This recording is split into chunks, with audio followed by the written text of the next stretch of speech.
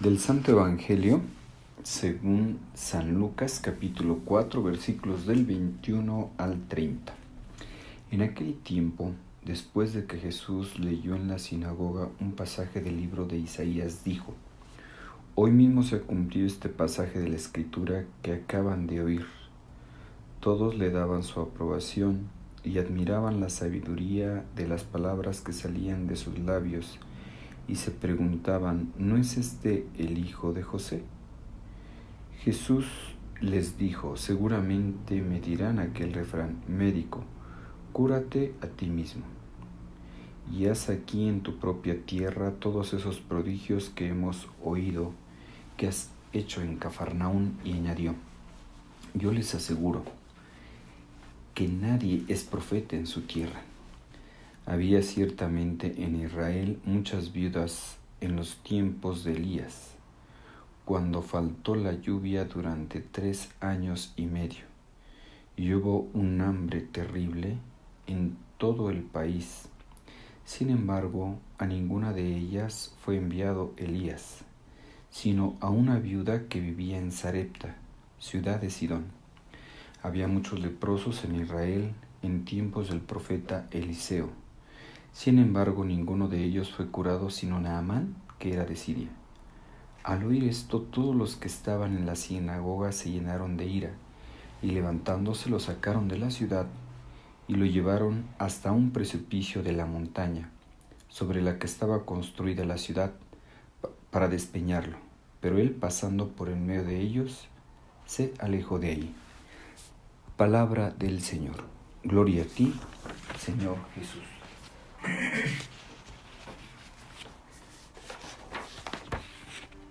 Jesús, hermanos, era un profeta, y el profeta, cuando es auténtico, el profeta cuando es un verdadero profeta, pues siempre la tiene difícil, porque un verdadero profeta no busca halagar el oído del público, sino busca transmitir la palabra de Dios de manera íntegra. El profeta, cuando es verdadero, abre los horizontes de un mundo diverso.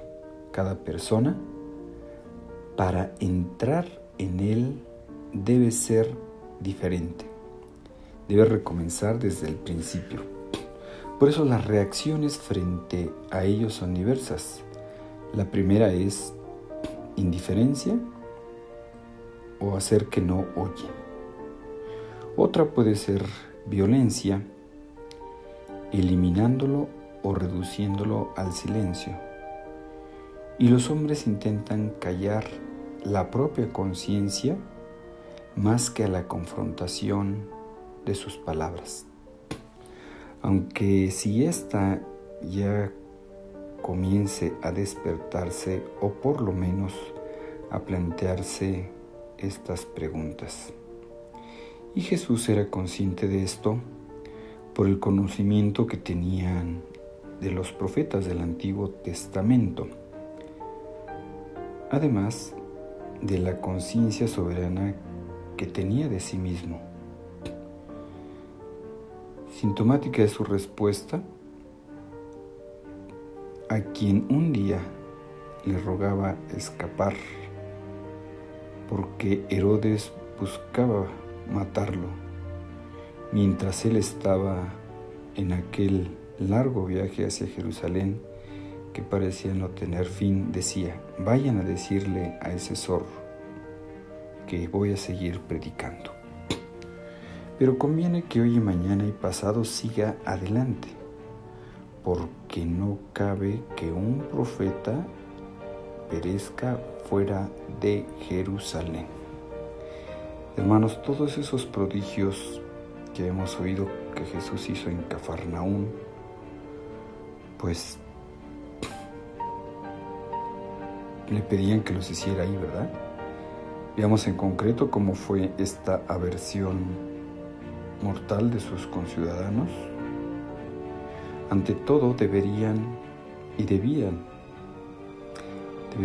haber existido un sentido de envidia al ver emerger a niveles muy altos a uno que hasta poco tiempo antes era como ellos. El comentario, por eso estaban extrañados de Jesús, porque lo conocían. ¿Que no es este acaso hijo del carpintero? ¿Que no es el hijo de José? Nos orienta en este sentido. El comentario nos orienta. No se combinaban bien a sus ojos dos realidades aparentemente inconciliables. Sus comunísimos orígenes humanos, incluso más humildes que los otros, y su declarada pretensión de ser aquel el cual la Escritura que acababan de oír se ha cumplido hoy, como había profetizado Isaías, sobre el misterioso enviado del Señor. Es este el misterio de Jesús que perturba y perturbará siempre a los seres humanos. En la narración que nos presenta San Lucas, el motivo de la hostilidad hacia Jesús por parte de sus paisanos, de los nazarenos, parece ser sutil. Ellos quisieran hacer de él una especie de pertenencia. Se lamentan que haya escogido Cafarnaúm para realizar sus milagros en lugar de su pueblo, casi como si el milagro fuera un acto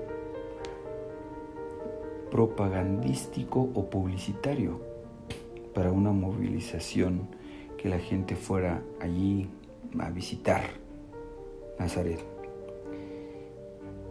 Y no, por el contrario, una acción soberanamente libre de Dios, que los hace donde quiere y a quien quiere los milagros, ofrecidos como signos de leer e interpretar a quien ya tiene fe o al menos una disponibilidad de creer.